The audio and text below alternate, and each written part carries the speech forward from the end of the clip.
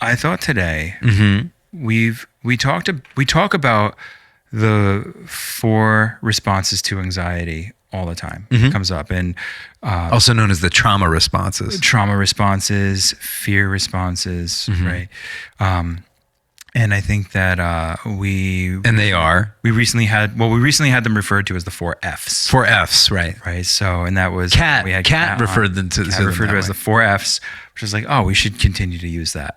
So, but we have freeze. We have fight, flight, freeze, or fawn. Fawn. Right. And so when we've talked about fight or flight, and we'll go back in, and I think what would be good is to in each take one episode and kind of talk about each one. Yeah, nice. But today I want to talk about fawn because that's come up a lot, and I think that's kind of the most vague out of all 4. So, the anxiety responses are fight or flight, freeze, or fawn. And we think about when we think about fawn, we think about people pleasing is the word that kind of comes to mind. And I thought today we could talk about what people pleasing is and what that really looks like and how that affects our day-to-day life. And maybe some people are people pleasers here or think they're people pleasers. Yeah. And so we can kind of get into that. And so, I'm just thinking about this like scenario of like how many times, or I'm wondering if this has ever happened for you, like where you said yes to something that you didn't want to do, but you said yes because you couldn't say no. And you might be exhausted, you might have been overwhelmed, you might just not want to do this thing for somebody, but you end up saying yes. And now you're sitting there just wondering like why you have like resentment, why you have anger, why you have frustration, why you have more feelings of overwhelm, why you have more like kind of like stress. Right. And I was just thinking about how often like do we all do this? We say yes to something we don't want to. Right. And why we do that. And so I want to get into that today and talk about that pattern that's underneath that moment of like saying yes when we really can just say no in a nice way. It doesn't have to be disappointing or something. Well, no is a complete sentence. And, Right. I think we forget that. So many people I talk to, this is a chief complaint, people pleasing. It's something they want to change. What comes out of that when you talk to people? So like, and I hear this all the time too. So I'm wondering for you, like, what do you hear is like when they say, oh, I'm a people pleaser, I want to change this. What are some examples of? Examples are staying in a relationship that should have ended years ago, but they feel like they can't leave because they feel badly for the other person. That comes up a lot. Yeah. People pleasing with regards to aging parents. That comes up a lot. People pleasing on a job situation, feeling like, oh, my boss is asking me or my supervisor is asking me to do something to go above and beyond. And I really don't have the bandwidth for it, but I'm scared that I'll lose my job or I'm scared that they won't give me a promotion. That's a really important. So that speaks to some of the issue, I think, directly of where people pleasing comes from, right? This idea Fear. of fawning.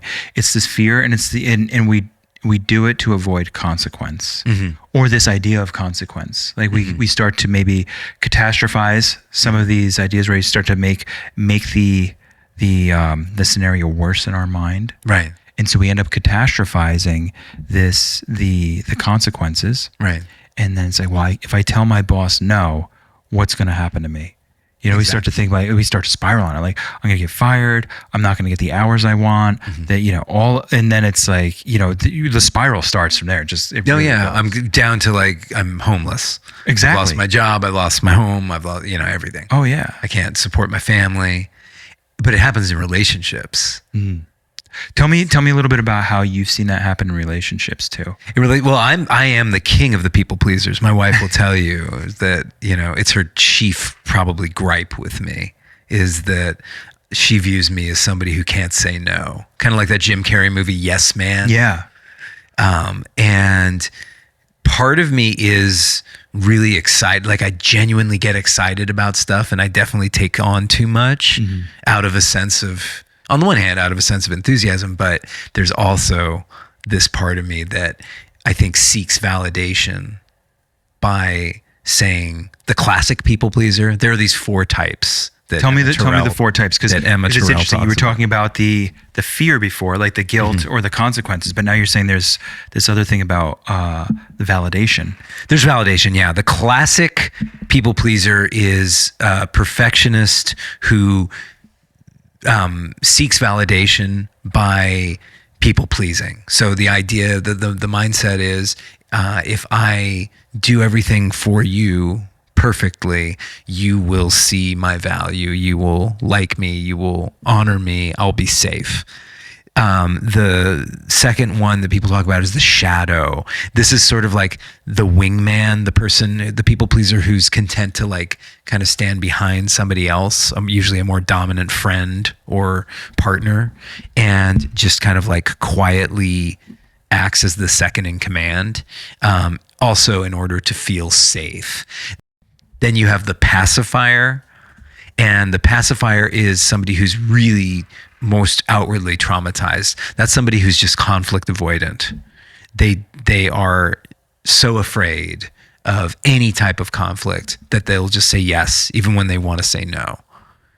That sounds like that's something that really stems out of a lot of experience, maybe even in childhood and growing up. Absolutely. ACEs, adverse childhood experiences, play a huge role. Say that again, ACEs, adverse childhood experience. Yeah. Adverse childhood experiences, ACEs, usually, they've been statistically linked to mental health diagnoses, behavioral problems, all kinds of disorders, substance use disorders. Yeah. It's the list goes on, but the final type, according to Emery Terrell, is the resistor.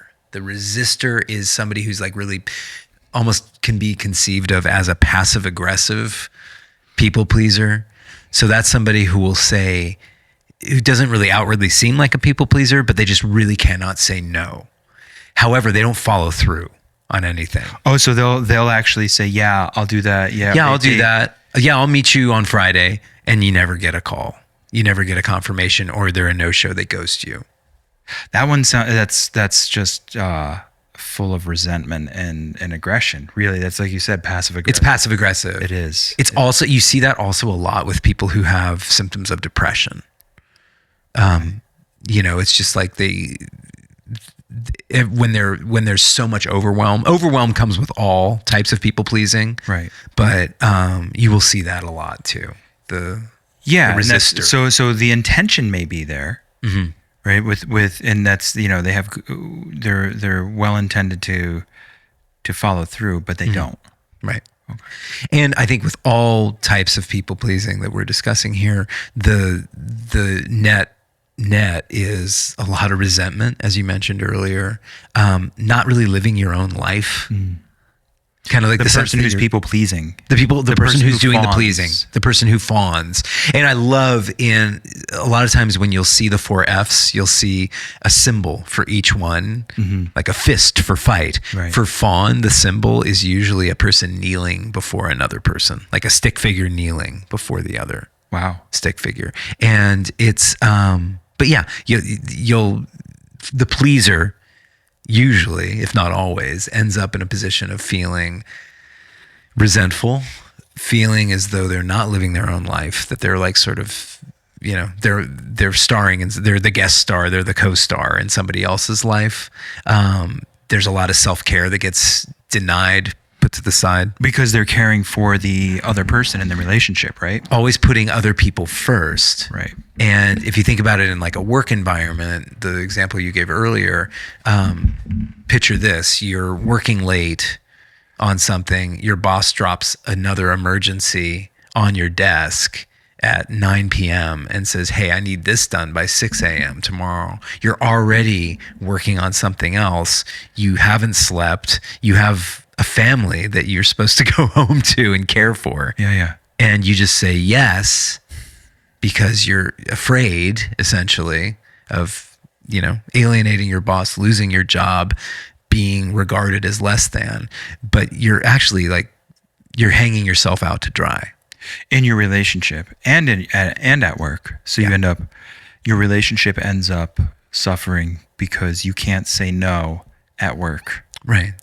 And then I assume that those tendencies then spill over into the relationship where you try to end up making up for it, Yeah. giving into maybe pushing boundaries that you probably should hold in Yeah. a relationship because you're trying to make up because of the feelings of guilt. So it starts this whole cycle where It's a whole cycle. the fawning and the resentment and the giving up of boundaries and the just giving in is across the board in your life. Absolutely. A typical scenario will be the partner who's at work, spending too much time at work, does go home, and their partner, they think they need to buy something that they can't really afford to please the partner. Right. Or the partner says, hey, I'd really like to go on a vacation.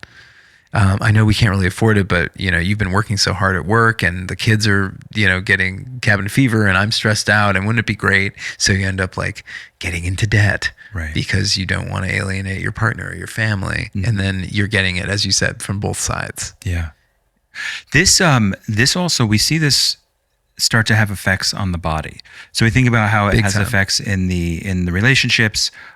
With our own mood, it contributes to more anxiety, which we know contributes directly to depression. Right? The feelings of guilt, they will turn into feelings of shame, and that anger turned inwards, we know is when we think about depression.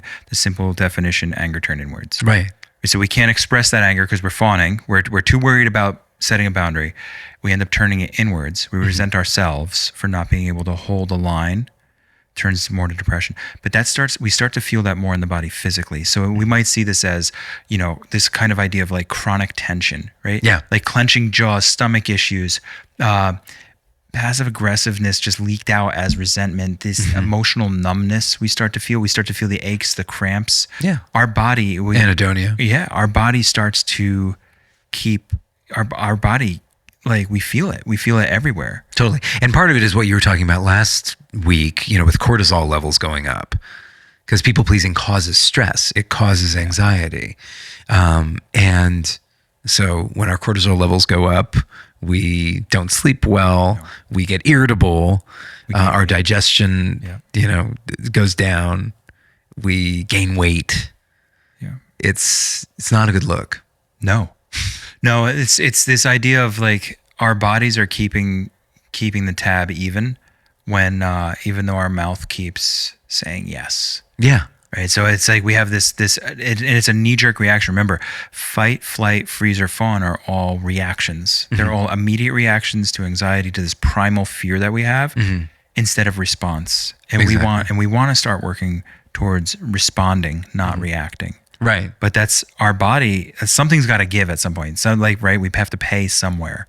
And it seems like physically we do that through cortisol. For sure. And then that can lead to like heart problems and heart attacks even. Yeah. And cancer has been linked to, certain types of cancers have been linked to high cortisol levels. High cortisol and stress. Right. Yeah. Exactly. But you're touching on something interesting. It is a reaction. It's not a response. It's a reaction because usually people pleasers at some along the line of their development learned that it was unsafe to say no. Correct. That saying no somehow is dangerous.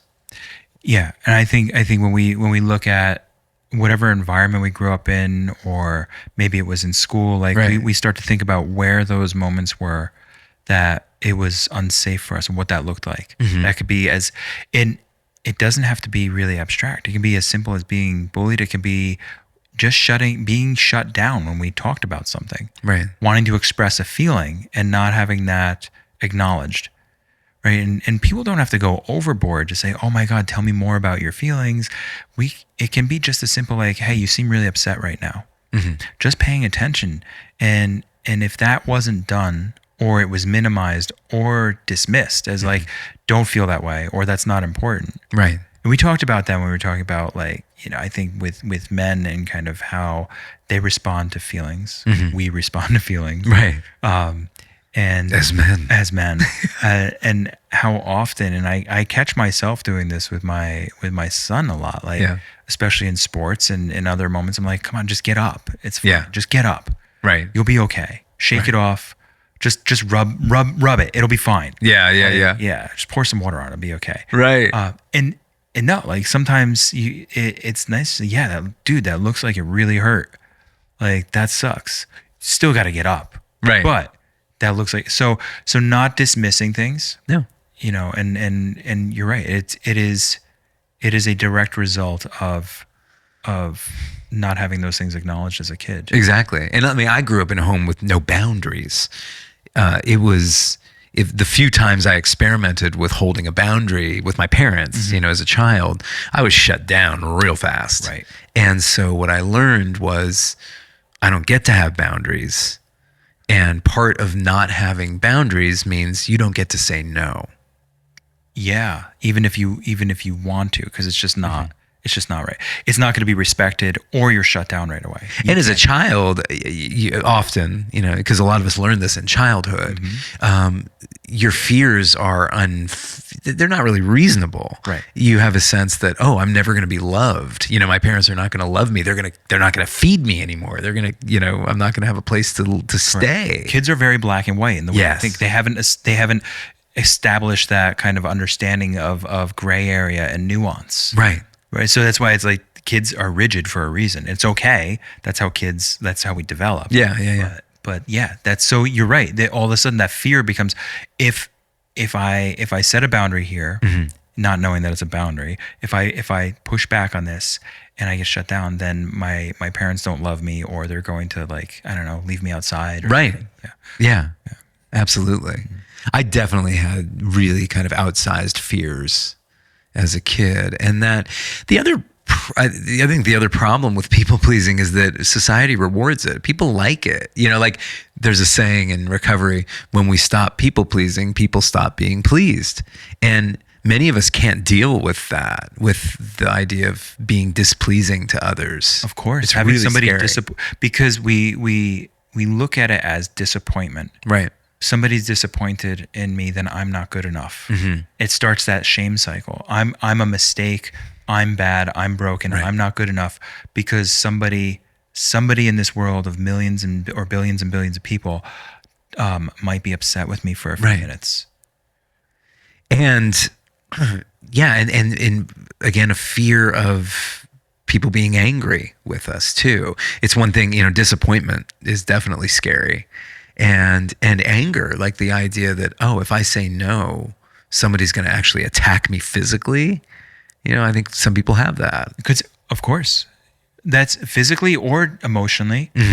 Like when we think about how do we handle when other people are angry with us? How do we handle when other people are disappointed with us?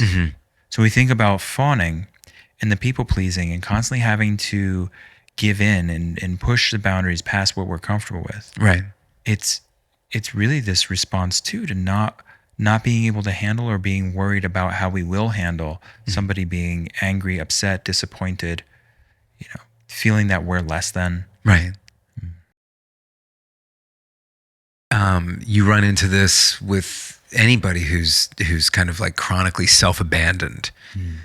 We stop, if we identify with that behavior, we stop even knowing what we want, what we like, who we are. The identity just gets completely subverted. I'm wondering what happens when we lose a sense of self. When we lose a sense of self, often we end up in relationships with abusive, narcissistic partners. That doesn't have to be a romantic relationship alone. It can also be a working relationship. We often end up working with people who are abusive, narcissistic, take up all the air in the room. And it also looks like, as you pointed to earlier, a decline in health. Yeah. It's something you see a lot in Al-Anon, 12-step recovery. Al-Anon is a program it was designed originally as like a family for the friends and family of alcoholics. And the one through line you'll usually find in any kind of Al-Anon meeting is that people who come to those meetings have real trouble living their own lives, keeping the focus on themselves. It's much easier for them to fall into caretaking for another person. So people pleasing can look like caretaking sometimes. Absolutely. There's a line though. Yeah. And I think that's an important distinction here too, is that there is a difference between somebody being helpful and saying yes because they help and they care for, and somebody who's people pleasing. I would call that the difference between, absolutely. And I would point to that even more granularly as the difference between caretaking and caregiving. Caregiving is being helpful. Caregiving is, hey, I'm giving of myself because I want to and because it's appropriate. Right. Caretaking, we take something from the person we're supposedly caring for. Interesting. Caretaking is often looks like codependency, dominance, like sort of like a very genteel form of asserting dominance over somebody else, infantilizing. It's almost like maintenance. I don't think of you don't call the person who watches a vacation house a caregiver. You call them a caretaker. Right. And if we look at it that way, even separate it, like the just where else do we use that word? Totally. Or just thinking of that, like there's a caretaker for the property. Yeah. There's not a caregiver for the property. Well, that would be really nice. It would be nice. It would be. Maybe, yeah. Maybe for the landscape architecture and landscape design. But yeah, caretaking is, and that's a term that's used a lot with regards to codependency and Al-Anonic family systems, alcoholic family systems, caretaking. There's a real negative connotation to it, and I think people pleasing falls under that category. Interesting. Where there can be like a lot of overlap in that Venn diagram. Right. So we have a loss of self, which I also want to highlight, and we'll talk more about in depth in another episode. But when we start thinking about addiction and depression and other mental health issues, there's a lot of evidence that looks at, when we lose our sense of self and our sense of purpose, that is when addiction kind of comes out. That is when depression and these other mental health issues really flourish. Absolutely. Because that becomes our sense of self. That becomes the thing that defines us. And then there's all sorts of other people define us that way. It becomes very easy, right, to be defined that way with these maladaptive behaviors. So losing our sense of self opens the door for other maladaptive identities. Absolutely. Right? I become the person that, can't set a limit. It's anything that's kind of shame driven. Totally. And I think that's a lot of what we see, with addiction and addiction across the board, not just drugs and alcohol, but, sex addiction, porn, shopping, gambling, all of it. Right. Any kind of maladaptive behavior that becomes an identity basis. You see it, in terms of identity formation, you see it in kids, like it's always easy. The stereotype is, and I think there's some truth to it. If you're not sure what your identity is in school, you can always hang out with the stoners, right? Because they'll accept you. It's the equalizer, and you'll be defined by that behavior. Oh, you're somebody who uses drugs. There's a certain cachet that's like associated with that, a certain rebelliousness, style. Devil may care attitude that seems sexy to young people. Right. The substance abuse, it's a great equalizer, right? You can always be accepted there. Because you can have all sorts of different backgrounds, but if you come together around drugs, around this maladaptive behavior, just thinking like the potheads, the stoners, they'll take anybody in, right? Yeah. And you see it in bars. You see it like the bars become this great equalizer. In a way, it's kind of beautiful. Like you think about the book or the movie Barfly. There's a poetry to it. Bukowski would talk about it a lot too in his writing. There's a camaraderie. For those with an alcohol use disorder, it's also social. Yeah. But I don't know. Yeah, as you said, there's something equalizing. It cuts across class barriers, race barriers. We're not othered. All of a sudden, we're fitting in. So those things that trigger fight, flight, freeze, or fawn, when we think about our primal response, the minute we feel other, the minute we're outcast, the minute we're outside of the circle or the tribe or the family or society, the pack, the herd, those are our responses. Those are going to be the 4 responses, no matter what. One of the 4 or both. I don't know if we can have combinations of it. But when we feel othered, that is what happens. Right. And So that's yeah. So your example of like the substance use or being at a bar even or around that, you suddenly have a place, and it's a maladaptive place, and it's not healthy, and there's all these other issues. But there is on the flip side of that something productive out of it. There's something affirming about it. And I think about like Dead shows, for example, going on tour, something you know about. There is, I mean, people can laugh at it and say, oh, it's a bunch of people tripping and it's negative, it's maladaptive. I know so many people who derive not only a sense of identity, but a sense of community from going on tour. And can you describe what that means? So I actually never went on tour, but all the people that talk about this, and I was just thinking as you were talking when Bob Weir died recently, who was in the Grateful Dead. Yes, people just need to know that. Right. But when he died recently, I was listening to Sirius XM, the Grateful Dead channel, and there is such a community of 70, 80 years of, or 80-year-olds, like from 80 people 80 years old and younger, all talking about and calling in and coming together and talking all about how mourning the loss, but feeling part of this community. Yeah. And it's interesting on that channel on Sirius, they have like a regular call in, like in the mornings. I think people call in and just share stories, and you get people who are young and people who are older, and just it's all similar, and they all felt part of. I saw this when I was in college. We went to go see Fish. It was the same thing. Yeah. It was the same kind of like in the parking lots, everybody hanging out, and there was this sense of community and people just touring as groups across the country to go and follow these bands, but really became a bigger family of places where they were accepted, where they probably weren't other places. Right. They outcast small towns, whatever it might have been. Yeah. They felt other everywhere else. Right. And had this sense of community and connection here in that spot. Totally. And even when I see like a hot topic in the mall, I don't roll my eyes, because it's like, oh, it warms my heart. This is giving me, it's like, oh, okay.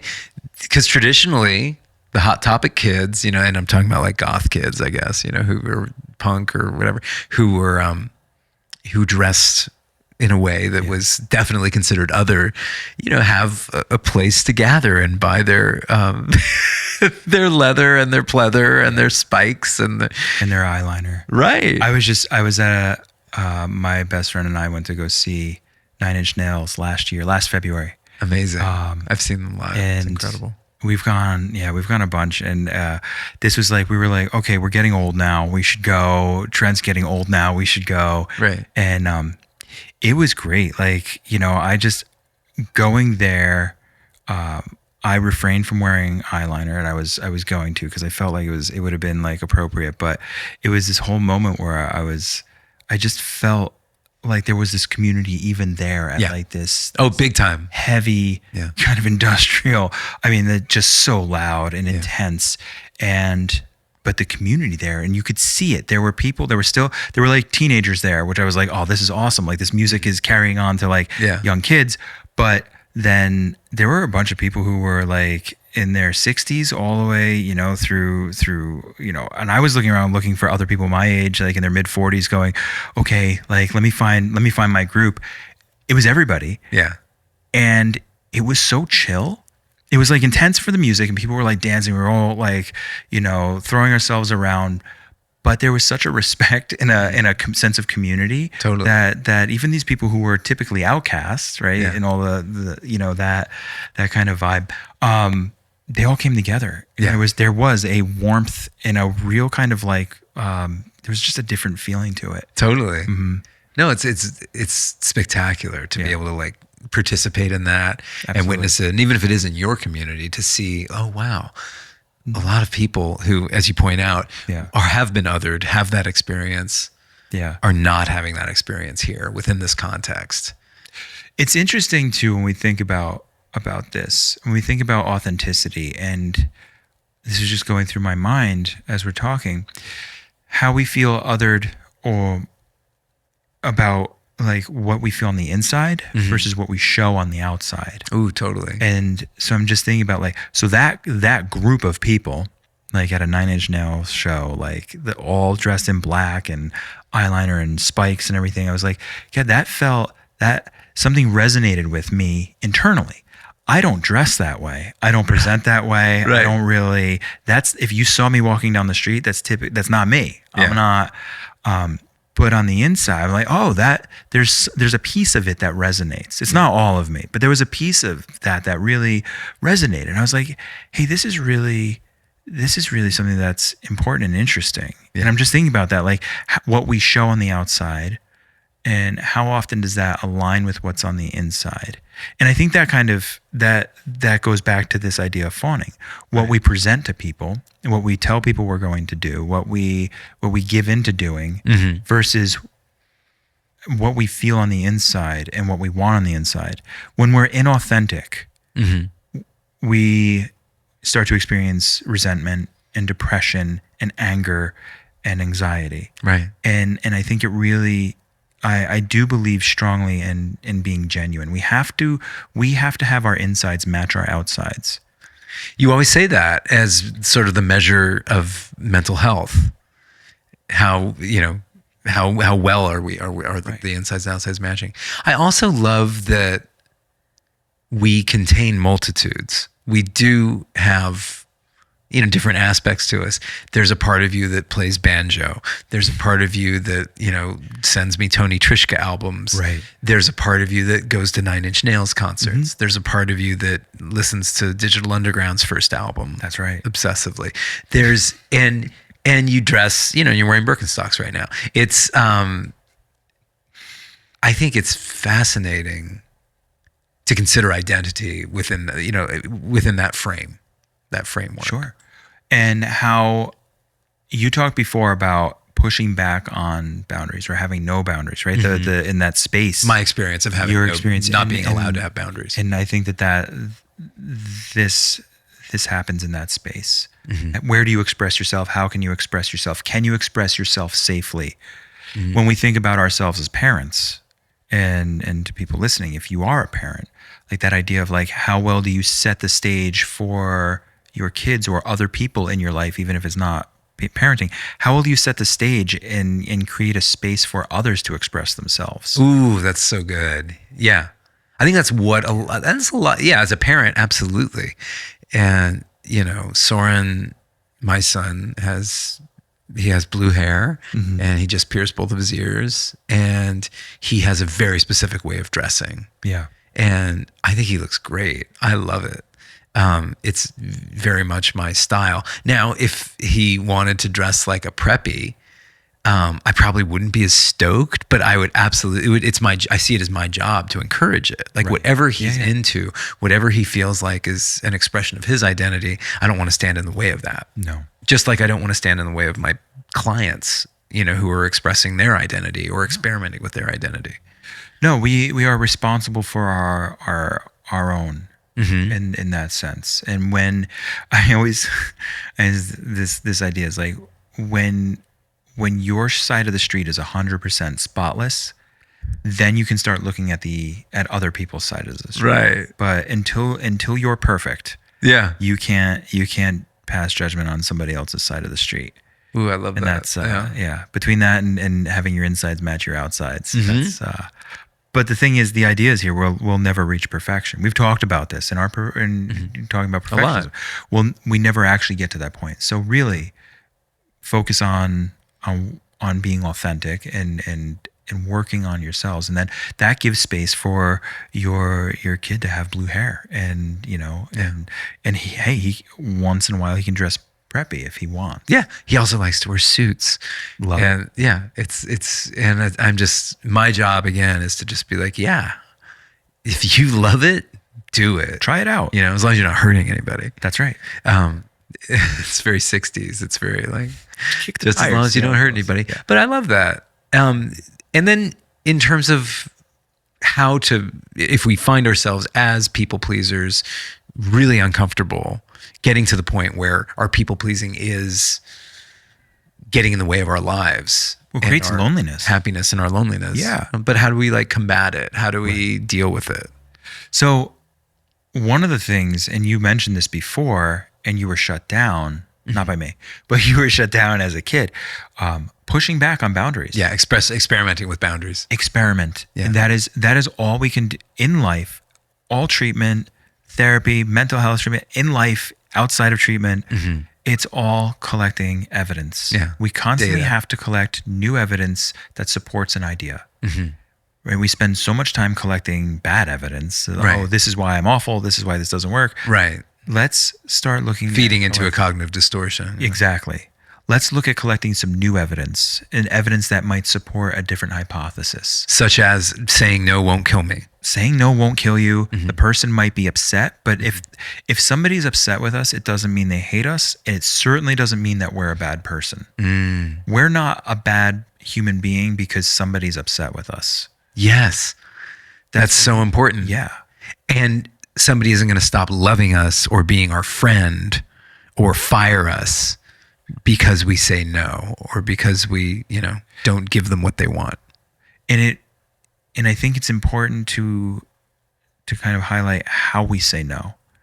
If you burn the bridges and blow up the entire place because you're saying no because it's the only way you've ever known, that's going to create a problem. Yeah. So if you're going to push back on a boundary and try to collect new evidence and say no and express yourself, do it in a way that is respectful and where it can invite a conversation. Because if you think about this, we see this a lot in like couples work where there's so much breakdown in communication that all of a sudden, now if I say no, if I'm blowing it up and you always do this and start doing the whole blaming thing and make it aggressive, that's going to shut down. The other person's going to come back at me. And that can be with a boss, that can be on the street, that can be anywhere. If I say no in a way that's, hey, I don't like this, I would like it this way, that opens up the door for a conversation from the other person. They can be curious then. They can say, okay, well, I like it this way. Now you still might not agree. You still might have two different ideas about what you want, but it opens the door to say, okay, well, now let's come to some kind of space in the middle. Or maybe this time I get a little bit more, and maybe next time you get a little bit more. Right? You start to actually have a relationship, a working relationship where there's a give and take versus just a no, F you never give me this, or I don't care what you want. Right? We don't want to shut the door on anything. So we want to set the stage for there to be an open conversation, some almost like a negotiation, right, or some kind of agreement in the middle. Totally. Right. So we push back on that. We have to try and collect new evidence, set boundaries. I'm wondering other thoughts about how to push back or how to kind of change some of the fawning behavior. The fawning behavior, the people pleasing. I think like starting almost the way you would maybe experiment with exposure therapies. Start with small no's you can do, like relatively safe people. People who you feel like, okay, I could experiment with saying no. You, for example, I mean, we work closely together. We talk all the time. I know that I can say, if I know that I would hope that you'd feel like, hey, if you were not up for recording a podcast on a Tuesday because you were sick or you were just totally overwhelmed, you could say like, hey, I can't do it today. And you could do it at the last minute and I wouldn't be pissed. I wouldn't berate you. But identify who those people are in your life who feel safe to experiment with. Yeah. I was just thinking, don't do it with another people pleaser though. Oh, because it's just a cycle of like, no, it's okay. Are you sure? I'm so sorry. No, it's okay. Meanwhile, you're both seething. You're so like, God, I wish he would have just told me it's not okay. Yeah. No, absolutely. But that's one way to do it, I think, is to, like I have, we say, don't go to the hardware store for oranges. There are certain people I know are not safe to say no to, or for me to experiment with any sort of new behavior. Of course. Or behavioral modification. But I also, I have those, hopefully everybody has at least one person that they can feel safe with. If they don't, they can reach out. you and I will both certainly help people practice that. Like, just reach out. I'll talk with you about it. Yeah. The other thing I want to highlight too is learning to tolerate guilt. Yes. Guilt is the withdrawal symptom of setting a boundary. When we let go, when we start pushing back on fawning, fight or flight, and freeze too, but when we start pushing back on fawning, the withdrawal symptom is guilt. We're gonna such a good point. We're gonna feel really bad. Anytime we stand up for ourselves, if we're not used to doing that, we're going to feel guilty. Yeah. And that, for me, as a struggling, reforming people pleaser and codependent, I know that that's actually a sign that I'm taking care of myself. Right. When I start feeling guilty. Ooh, so guilt, guilt being, it's the withdrawal symptom of people pleasing. And it doesn't mean that you did something wrong. It means that you did something new. Nice. It's not right or wrong. Yeah. And guilt, remember, the difference between guilt and shame is guilt is I made a mistake and shame is I am a mistake. Right. And then so when we feel that guilt, it's not that we did something wrong, it's that we're doing something new. Mm-hmm. And it feels weird. It feels scary. It feels. So it's okay. And the only way to learn how to tolerate feelings is to sit in them for a bit. Yeah. Stop, recognize them, say, hey, I'm feeling guilty right now. Right. Say, tell yourself, I don't need to feel guilty right now. I did something new. I'm pushing back on this. Yeah. I can sit with this. And it gets better over time. It diminishes each time we do it. As we get more comfortable with it. Absolutely. And we can, I think, reframe and understand, actually, I don't need to feel guilty. Right. The other point I want to make as we kind of close our conversation about people pleasing is that we need to pick repair over perfection. Mm-hmm. We talked about perfection before. So this is the idea that if you start to set boundaries and you start to say no and it fails and you screw it up or something bad happens or somebody gets upset, that's okay. You might screw it up. You might fail at it. It might look really awkward. You might fumble through it and then you might people please to make up for it. That's okay. Mm-hmm. It doesn't have to be perfect. It's the goal here isn't perfection. It's learning assertiveness. Ooh, it's learning how to step up and actually just be more honest about what we're feeling. Our feelings are complicated. Our feelings shift. They're organic. So they're not going to be the same every time. That's why perfectionism doesn't work here. It's just this idea of like, I just need to work on saying what I feel right now.